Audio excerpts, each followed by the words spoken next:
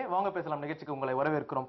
இன்று வெளிநாட்டில் வேலை வாங்கி தருவதாக மோசடி, போலி மதிப்பெண் சான்றிதழ் மோசடி, போலி ஜாதி சான்றிதழ் மோசடி, இன்று பல்வேறு வகையிலே மோசடிகள் நடைபெற்று வருவதை நாம் அடிக்கடி கண்டுகொண்டு இருக்கிறோம். அதை தடுப்பதற்கான வழிமுறைகளை பற்றி பல்வேறு வகையில் ஆய்வு செய்திருந்தாலும் கூட இதுபோன்ற மோசடிகள் பல்வேறு தளங்களில், பல்வேறு நாட்களில், பல்வேறு நபர்கள் மீது நடத்தப்படுகின்றன என்பதை நாம் தினமும் கண்டுகொண்டுதான் இருக்கிறோம். அந்த வகையிலே இது பற்றியான விரிவான விவாதத்தை நிகழ்த்த இருக்கிறோம். விவாதத்தில் பங்கு கொள்ள வந்திருக்கும் தொழிலதிபர், சமூக ஆர்வலர் திரு லிஜிகுமார் அவர்களை வரவேற்கிறோம்.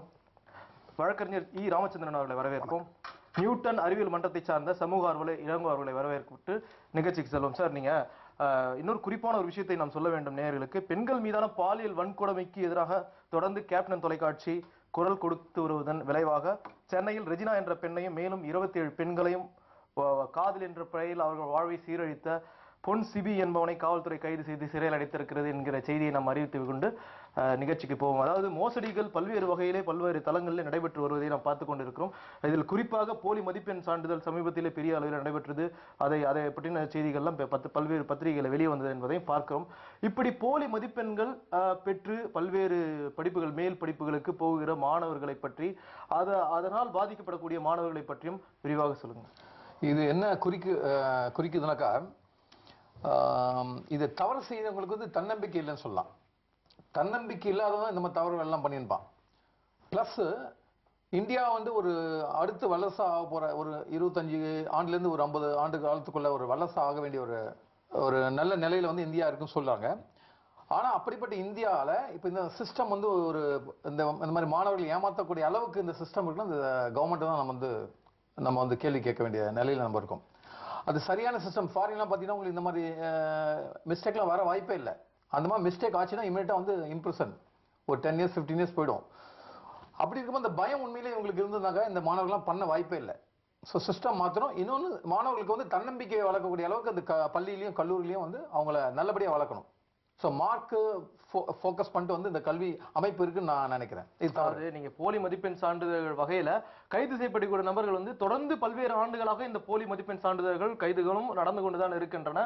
அது குறைந்தபாடாக நம்மளுக்கு தெரியவில்லை. அந்த வகையில இந்த குற்றவாளிகளை தண்டிக்க வேண்டிய அரசு இல்ல நடவடிக்கை எடுக்க வேண்டிய காவல்துறையும் தொடர்ந்து மெத்தன போக்கு கையாள்வதன் விளைவாகவே இது போன்ற குற்றவாளிகள் தொடர்ந்து நடமாடி கொண்டிருப்பதாக நாம் குற்றம் சாட்ட முடியும் இல்லையா? இல்ல மெத்தன போக்கு என்று சொல்ல முடியாது. இந்த குற்றங்கள் எல்லாம் இந்திய தண்டனை சட்டத்தில் பிரிவு 468, 471, 470, 474, 466 மற்றும் 120B சதித்திட்டம் அது உள்ளடக்கிய குற்றங்கள் ஆகும்.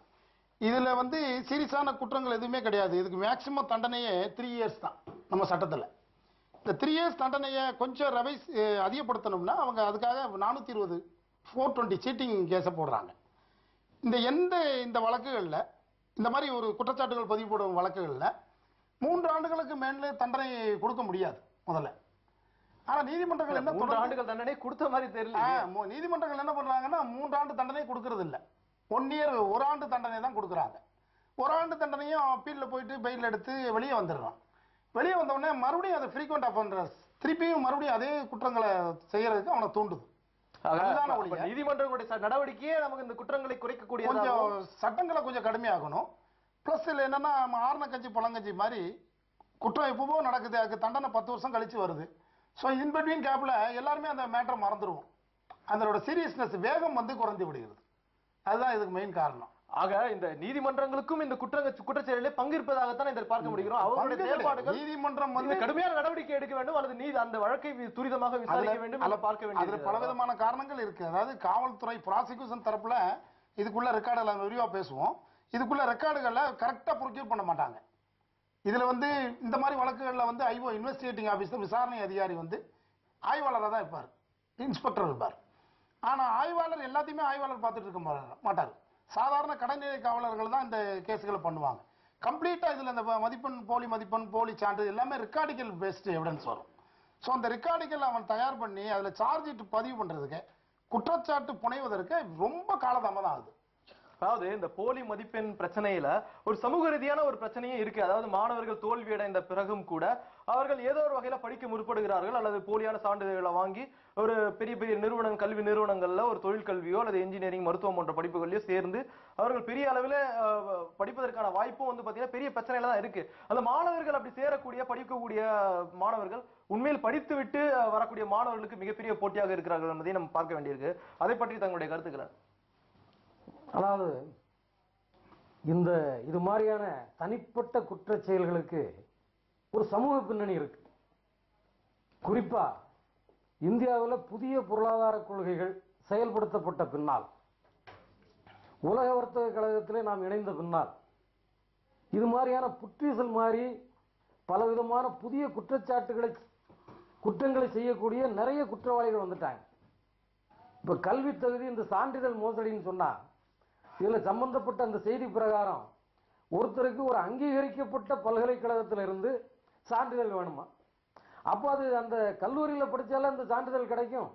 அதை விட்டு போட்டு முத்துசாமி ராமசாமியை போய் பார்த்து 1 லட்சம் 1.5 லட்சம் கொடுத்து அவர் சர்டிபிகேட்டை கொடுத்தா அது ஃபோர்ஜரி பண்ணப்பட்ட ஒரு சர்டிபிகேட்டா தான் இருக்கும். இதுல சம்பந்தப்பட்ட 2 பேருமே சமமான அளவு குற்றவாளிகள்.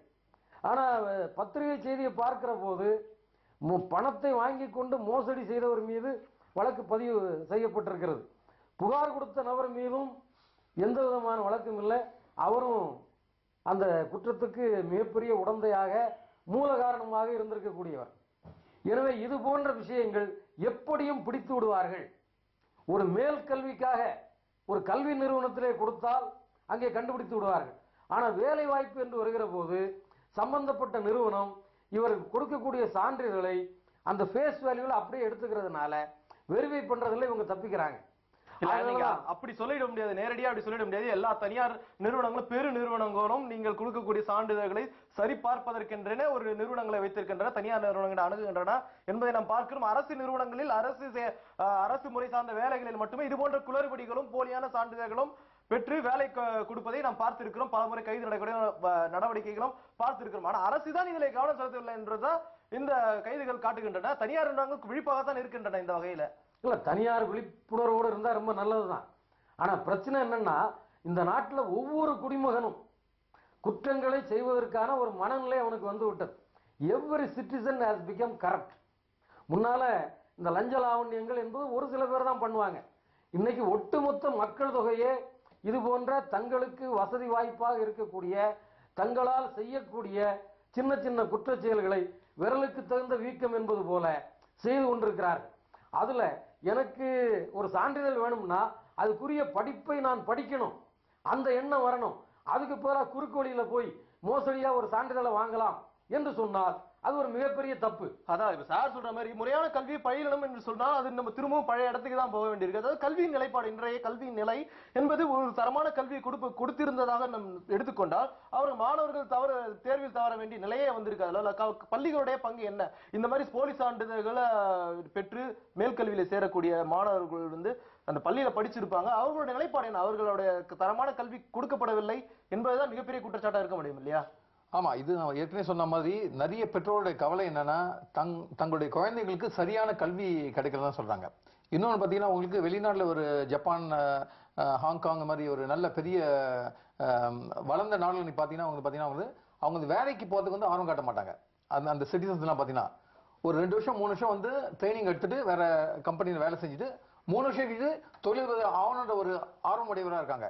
ஆனா நம்முடைய கல்வி அமைப்பினால வந்து நம்முடைய மாணவர்களுக்கு வந்து ஒரு தன்னம்பிக்கை கிடைக்க மாட்டேது. தன்னம்பிக்கை கிடைச்சா இந்த மார்க் பிரச்சனைலாம் ஒன்றும் வரவே வராது. இந்த மாதிரி ஊழல் குளறுபடிலாம் வர வாய்ப்பு இல்லை. ஸோ அதனால என்ன பண்ணணும்னா வந்து பெற்றோர்கள், ஆசிரியர்கள், மாணவர்கள்லாம் ஒரு குழு மாதிரி அமைச்சு ஒரு பள்ளியிலையும் ஒரு எது சிறந்தது, எந்த கல்வி முறை சிறந்ததுன்னு சொல்லிட்டு ஆட்சியாளர்கள் தெரிவித்து ஆட்சியாளர் வந்து அந்த சட்டத்தை மாற்றோம்னா எல்லாமே சரியாகும் நினைக்கிறேன். சமச்சீர் கல்வியை கொண்டு வந்தாங்க, அது ஒரு கொஞ்சம் அறிவியல் பூர்வமாக இருந்தது என்று சொல்லி தமிழக அரசு தடை செய்ததையும் பல்லாயிரக்கணக்கான மாணவர்கள் வீதியிலே இறங்கி போராடியதும் நாம் கண்கூடாக பார்த்ததுதான். உச்ச நீதிமன்றம் வரை சென்று அந்த அறிவியல் பூர்வமான கல்வி முறை எதிர்த்ததுதான் தமிழக அரசு என்பதை பார்க்கிறோம். ஆட்சியாளர்களுடைய நிலைப்பாடு இதுவாக தான் இருக்கிறது. இன்றைய நிலையில அரசு இன்றைய செய்ய வேண்டிய வேலை என்ன? அரசியலுடைய நிலைப்பாடு என்ன? இந்த மாதிரி போலி சான்றிதழ்கள் தயாரிப்பதிலே இப்ப அரசு வந்து இந்த மாதிரி கல்வி முறையை ஒழுங்கா கொடுத்திருந்தா இவங்க இந்த மாதிரி போலி சான்றிதழ் வாங்கக்கூடிய மாணவர்கள் உருவாகியே இருக்க மாட்டார்களே. கல்வி நிலையே மிக பின்தங்கிய நிலையில் இருக்கிறது தான் இதை காட்டுகிறது. இதை எப்படி பாக்குறீங்க? அது வந்து தனி மனித ஒழுக்கம் தான். நம்மளே திருந்தணும். நம்ம BA சீட்டு கிடைக்கலன்னா உடனே பிகாம் சீட்டுக்கு போறோம் கல்லூரிக்கு, பிகாம் சீட்டு இல்லைன்னா பிஏ சீட்டு கொடுக்குறான்னா உடனே யார் ஒத்துக்கிறா? பிகாம் சீட்டு எப்படியாவது வாங்கிக்கணும் தான் நினைக்கிறோம். உடனே ஒரு அரசியல்வாதிகிட்ட போறோம், ஒரு சமூகத்தில் ஒரு செல்வாக்கு மிக்க நபர்கிட்ட போறோம். எவ்வளவு நாளும் கொடுக்க ரெடியா இருக்கிறோம் பிகாம் சீட்டுக்காக. அதே மாதிரி பிஎஸ்சி கம்ப்யூட்டர் சயின்ஸ் நம்மள்ட்டே முதல்ல ஒழுங்கு இருக்கணும். இல்ல நீங்க நம்மகிட்ட ஒழுங்கு பார்த்தீங்க சொன்னா இப்போ படிக்கிற படிப்புக்கு ஏற்ற வேலை எங்க கிடைக்குது? நீங்க சொல்ற மாதிரி பிஏ படிக்கிறாங்கன்னு சொன்னா பிஏக்கு தகுந்த வேலை என்ன இருக்கு நீங்க தமிழ்நாட்டுல?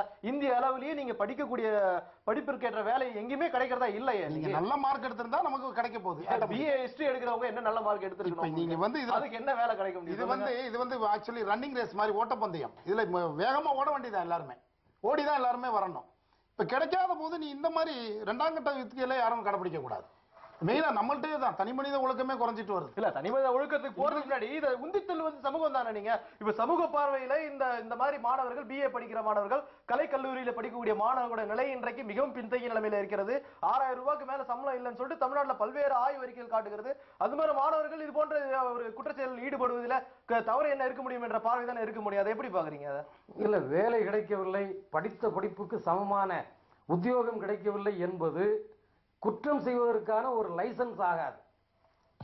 எனவே வேலையில்லா திண்டாட்டம் இருக்கிறது என்று சொன்னால் அதை எதிர்த்து மக்கள் போராட வேண்டும், மாணவர்கள் போராட வேண்டும். அது எப்போதுமே அதை விட்டு குறுக்கு வழியிலே புகுந்து ஒரு ஃபோர்ஜரி சர்டிபிகேட்டை கொடுக்க முயற்சிப்பது, அதை பெற முயற்சிப்பது என்பதெல்லாம் மிக கடுமையாக தண்டிக்கப்பட வேண்டிய ஒரு குற்றங்கள்.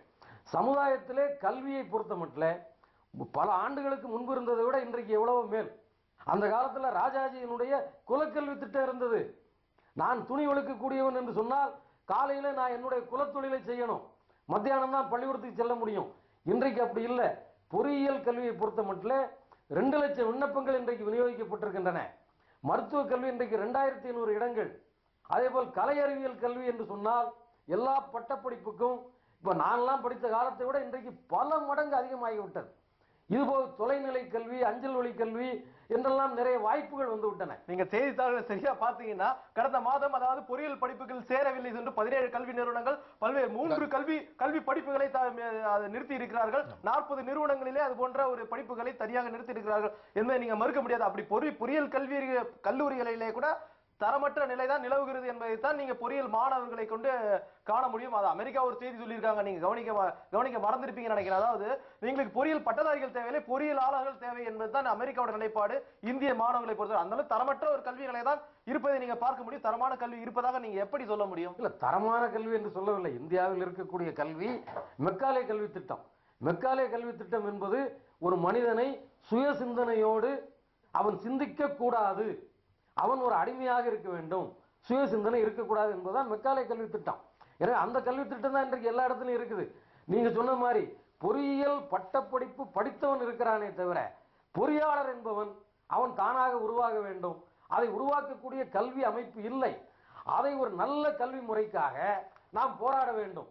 ஆனால் இது சரியில்லை, அது சரியில்லை, சமுதாயத்திலே வாய்ப்பில்லை என்பது குற்றச் செயல்களை புரிவதற்கான ஒரு லைசன்ஸாக கருதக்கூடாது.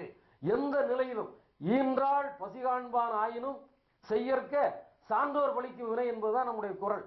எனவே எந்த நிலையிலும் நீங்க தப்பு பண்ணக்கூடாது. எனவே சமூகத்தில் சரியில்லாத விஷயங்களை எதிர்த்து போராட வேண்டும். அதை விட்டு 24 மணி நேரம் சினிமா பார்த்துக்கிட்டு இருந்தா எப்படி? இவன் தெருவில் இறங்கி போராடணும்ல. பெற்றோர்கள் என்ன பண்றாங்க? சமச்சீர் கல்வி நமக்கு எப்படி கிடைச்சது? நீங்க சொன்னீங்க உச்ச நீதிமன்றம் தலையிடலன்னா சமச்சீர் கல்வி வந்திருக்குமா? காணாமல்ல போயிருக்கும். எந்த பெற்றோர்கள் தலையீட்டையும் தாண்டி ஆயிரக்கணக்கான மக்களும் மாணவர்களும் வீதியில் இறங்கி பல்வேறு நூற்றுக்கணக்கான போராட்டங்களை தமிழ்நாட்டில் நிகழ்த்தினார்கள். என்ன அதாவது நீங்க கல்வி, அதாவது மாணவர்கள் எந்த ஒரு நிலையிலையும் திரு இளங்கோ அவர்கள் சொல்வது போல ஒரு தவறான வழிமுறைக்கு போகக்கூடாது என்று சொல்லுகிறார்கள். நியாயமான ஒரு வார்த்தை தான். ஆனாலும் நீங்க மாணவர்களை உந்தி தள்ளுவது எது? அப்போ இந்த மாதிரி ஒரு குற்றச்செயல்கள்ல பல ஆண்டுகளாக இந்த மாதிரி போலீஸ் சான்றிதழ்களை வாங்கி நடந்து கொண்டுதான் இருக்கிறது. அப்போ மாணவர்கள் உந்தி தள்ளுவது எது? மாணவர்கள் வந்து வேணும்னே ஃபெயில் ஆயிட்டு சர்டிபிகேட் வாங்கி ஜாயின் பண்ண நினைப்பாங்களா என்ன? அதுதான் அங்க தன்னம்பிக்கை குறைவு. நான் சொல்றேன் உங்களுக்கு, இந்த சரியான தன்னம்பிக்கை மட்டுமே காரணமா இருக்க முடியுமா அதுக்கு? அதாவது கல்வி முறை பிரச்சனையில இருக்கு, தன்னம்பிக்கை இல்லை அவர்களுக்கு. ஒரு அறிவியல் பூர்வமாக கற்பிக்க கூடிய ஒரு கல்வி முறையே இல்ல. இப்ப மேல இது சமூக ரீதியான ஒரு காரணங்கள் இருக்கு இல்லையா? பெற்றோர் கவனிப்பு, அது மாதிரி பெற்றோர் கவனிப்பு எல்லாம் எந்த அளவுக்கு இதுல பாதிப்பு